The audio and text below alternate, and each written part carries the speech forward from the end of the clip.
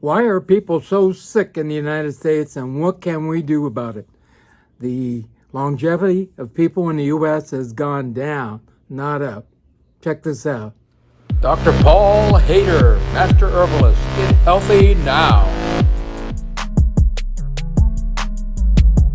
Hi, Dr. Paul Haider, Master Herbalist here. Well, today I want to talk about people are dying in the United States. We're so sick. We have so many people that are not in good shape.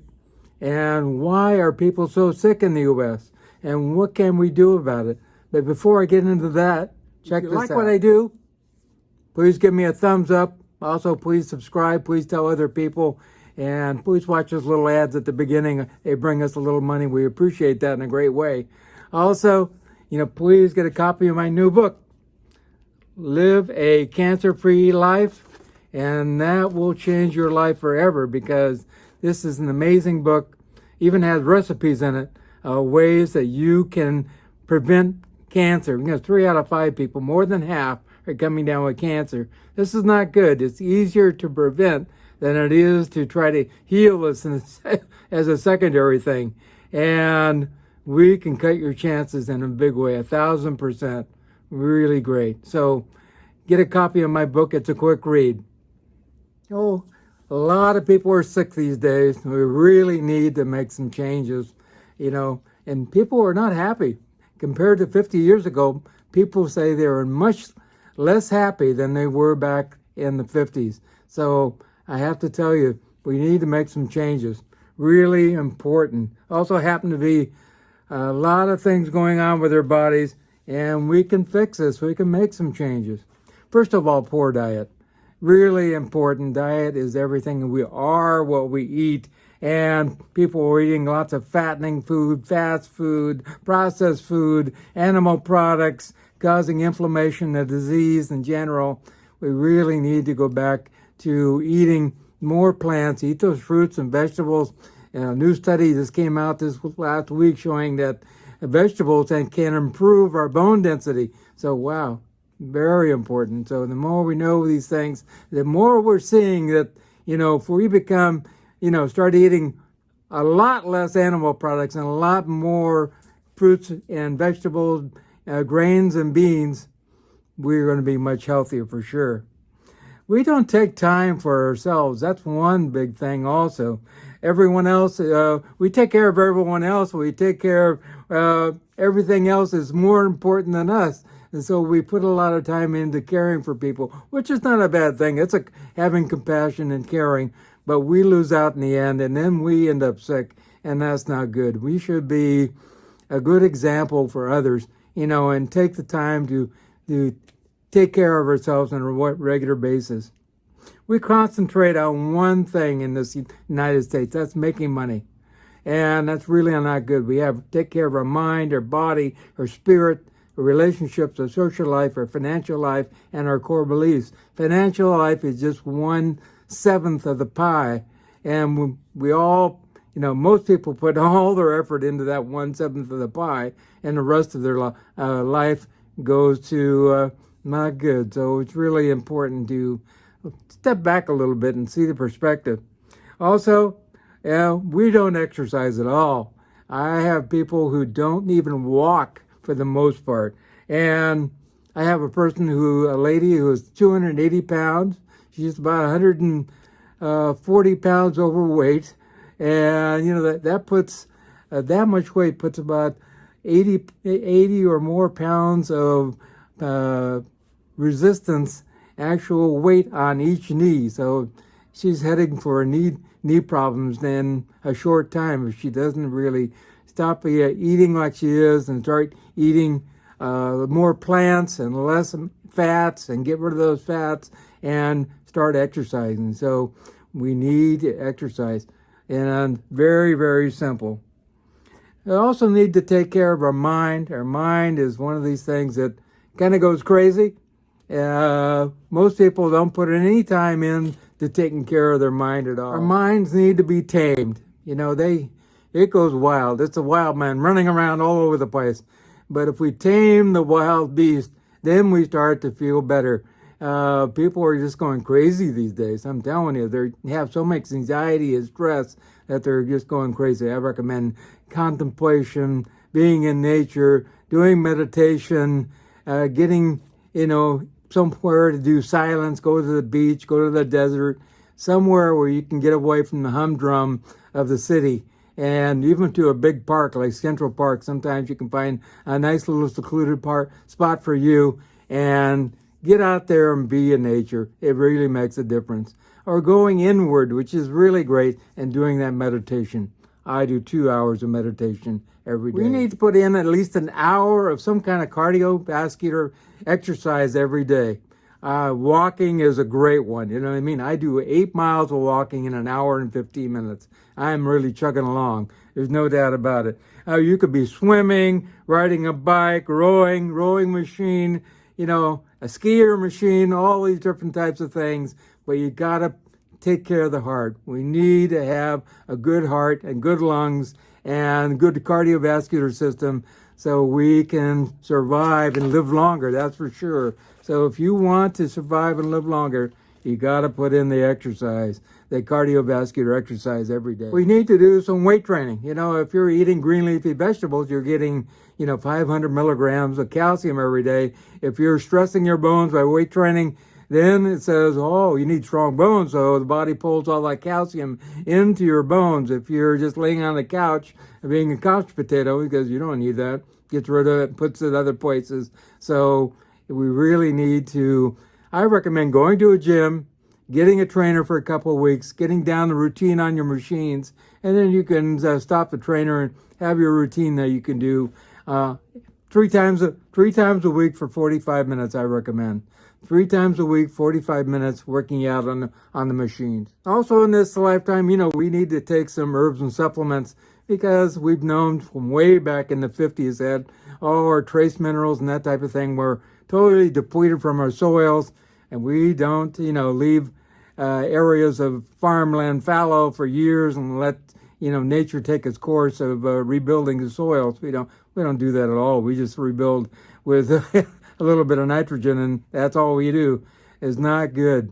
So I recommend vitamins and minerals and different types of supplements, and you can get a hold of me for more about that. We have terrible water across the United States and across the world now too, and we need to filter our water. I see this coming is going to be much worse in the future. So I recommend a Berkey water filter or a reverse osmosis water filter, either one of those two, to have really good water. We have both. So, if you want to, we're more than 70% water, and every enzymatic reaction in our body needs water, and that's over 37,000 trillion enzymatic reactions every second. So we need good water. And I recommend at least 80 ounces of water. I drink a gallon every day myself. A sedentary lifestyle will triple your chances of dying early. Not good. We ought to get out there and walk. Get out there and ride the bike. Get out there and swim. Back in the early 1900s, we work on farms. You were digging ditches. You were doing different things that were physical. It wasn't a real challenge then. You had no choice. You had to get out there and be physical. But nowadays, we have so many luxurious conveniences. We don't even have to move out of our apartment, whatever it is, or our home. So it's really important. You gotta get up and move. There's an old saying, a body in motion stays in motion. We also have to decide to be happy no matter what the circumstances are. Even when we had Hurricane Maria here, I was happy because I knew we were going to kind of rebuild everything and get things back together. I don't want to go through it again, that's for sure. One of the worst things I ever had to go through in my life. Every single green thing on the whole island was gone. It was just brown outside. And even stop signs were twisted in a candy cane twirl. It was just like, wow. And trees are down. It was just like, a mess. So you can decide to be happy. It just takes a mindset. I am not going to let my circumstances change the way I am, and I'm going to be happy no matter what. Also, we don't like being the outsider. We want to be part of the in crowd. So we keep trying to fit in with everybody else. Or, of course, if we start eating, differently from all these other people, we won't fit in. So we want to be part of that in crowd. I've never been part of the in crowd. Ever. Even when I was in grade school and high school, even in high school, when I saw everybody starting to do drugs, I go, no thanks, I'm out of here. So we have to decide we're going to be healthy no matter what. Start eating healthy and allow ourselves to be, our own true president of our own life, and allow ourselves to be the king of our life, and allow ourselves to move forward in a great way. In that documentary, Fat, Sick, and Nearly Dead, he asked people, just random people, would you give up all this fast food and, terrible food that you're eating in order to live longer? Because you're probably going to die in your mid-50s if you don't. 55% of them said no. They would just rather keep eating what they're eating. So we have to decide, be willing to make some big changes and, go the opposite direction. If we don't, it's not going to be good. And a lot of these people who say they didn't want to change later in their life when they're in their 80s, or if they make it that far, say, well, I should have done that. And it's too late by that time. Most people don't eat fruits and vegetables. And new studies showed that vegetables can actually increase your bone density. So that's amazing. Also, fruits and especially berries can keep away dementia. Totally amazing. So fruits and vegetables are vitally important. And I know a man who's in his 50s has never eaten a vegetable in all his life. And he has so many health problems. So you really need to eat those fruits and vegetables. They are jam-packed full of antioxidants. Those are the two things. One thing, which is part of the two things, which keeps you healthy and young also, antioxidants, and also the fiber you get from fruits and vegetables, especially some from grains, also from beans, but mostly from fruits and vegetables. Those fibers break down by the good bacteria, which actually create short-chain fatty acids to heal our body. So this is vitally important. We also need to have discipline. Discipline is amazing. If you go into the Army, Navy, whatever it is, you learn discipline for sure. And a lot of those people get out of the armed forces, and big corporations, a lot of times pull them into their corporations because they do have that discipline. And we don't have to get into the armed forces in order to have discipline. It's just something you learn slowly, and discipline is something you do every day for yourself. And we learn to have discipline about eating right, exercising, being happy, drinking good water, on and on and on, and meditating and contemplating, being out in nature, all these different things. Everything requires good discipline. In order to acquire discipline, I recommend that you do some little tasks that don't take a whole lot, and allow yourself to build that discipline over time. More small things that you do, eventually you'll get to some big things, and it'll pick up your self-esteem at the same time, and you will start to feel happy about your life. I also recommend staying away from the alcohol. We have so many studies. There's also a wonderful documentary on Netflix called The Truth About Alcohol. And if you watch that, you won't drink again. It doesn't help us sleep, really. It helps us just be agitated at night. It helps us to fall asleep, but it doesn't really help us to sleep. And also, not good for the brain, not good for any part of the body in general. So alcohol is really not our friend. I'm not saying giving it up completely, but it's not, keep it at bay for sure. Some people just never slow down, and that takes a toll on the mind, body, and spirit. It's really important to have me time, thinking time that I need. I get up at 4:30. I go to bed at 8. Get up at 4:30 and allow myself to actually go to the bathroom, do what I need to do, shave, whatever. Also do my prayers, also do my meditation, do walking in the morning with the dogs, and make breakfast. This is my me time from 4:30 to about 9. And I won't give that up for anybody. This is super important. If we need to have that me time. And how often have you taken a vacation?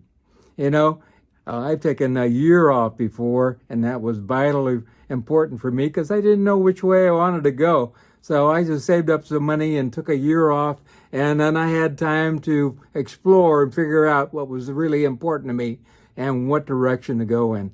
And sometimes me time is absolutely important. I know people with kids and also, grandparents and parents they're taking care of. That's very difficult. But at the same time, you can carve out some me time for you. Routines are very, very, very important.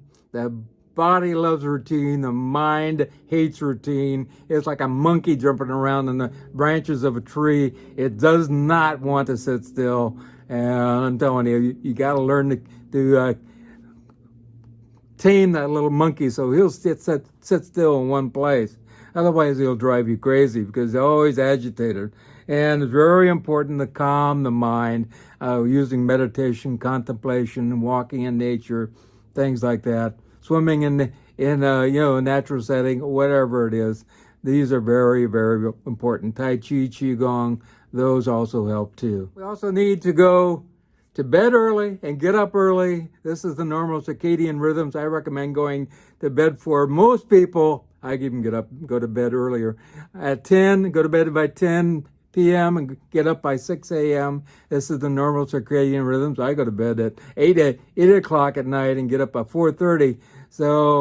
And I accomplish a lot in the morning. There's no doubt about it. So we really have to have a routine of when we get up and when we go to bed, and we have that set time. I start, about 7, I start to get a little sleepy. There's no doubt about it. And I don't sit in the front of the TV forever. I watch about 1 hour of that, and I usually watch a documentary. So allow yourself to have a set time to eat also.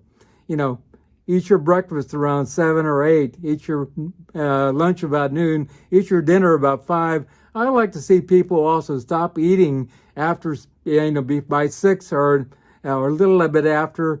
And that way you actually use up those calories or burn up those calories by 2 o'clock in the morning. Then you finally go into deep sleep from 2 to 6 and start healing your body. If you eat till 10 o'clock at night, you never go into deep sleep.